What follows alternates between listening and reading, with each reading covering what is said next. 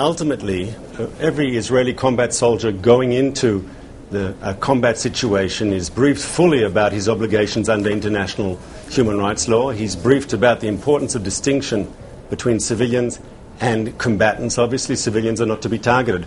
We take allegations of this type very seriously, and as we speak, there's an ongoing IDF investigation into such allegations. I would want to say about two things, though, about this report. I think anyone who reads it sees that it's based, once again, on a very problematic methodology. In other words, Human Rights Watch is relying on testimony from people who are not free to speak out against the Hamas regime. Human Rights Watch comes in, they leave. Who is there before, during and after, watching everything they're doing, watching the people they're interviewing in? And as a result, I'm afraid that people who speak out against the Hamas regime, who speak out against their tactics of using the Hamas regime as human shields, it's a problem for them, and very difficult from a methodological point of view. That's not quite, to be completely honest, though, is it? I mean, we're also talking here about medical records of the victims, lengthy interviews with multiple witnesses interviewed several times, plus forensic ballistic evidence gathered at the scene. Well, to be fair, some 6 weeks ago, Human Rights Watch put out a previous report based on the same methodology. And not just the Israeli government, but I believe this was a report about our use of drones. They claimed we used them inappropriately.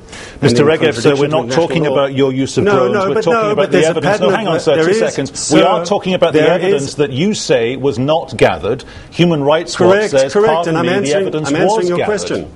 No, you're not. You're talking about drones. You are That's wrong. a different story. You are wrong. Unfortunately, there's a systematic pattern of behaviour with Human Rights Watch.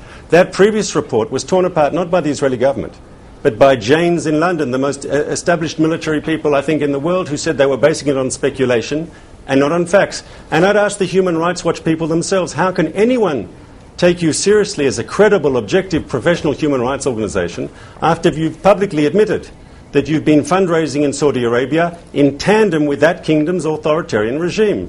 Mr. Regev, can I just ask you one final question, because we are running out of time, as we always do on these interviews. It sounds like you're doing exactly what Human Rights Watch accuses you of doing. You're talking about something else. You're talking about the Saudi connection, the alleged Saudi connection, i.e. Human Rights Watch says you stonewall. That sounds like you're stonewalling.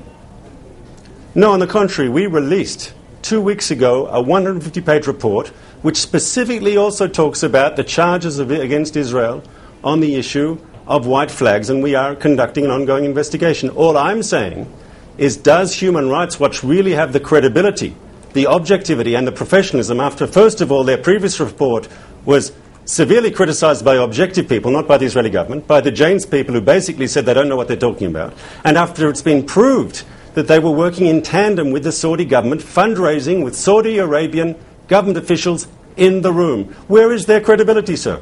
Mr. Regev, we have to leave it there. Thank you very much for joining us from our bureau in Jerusalem.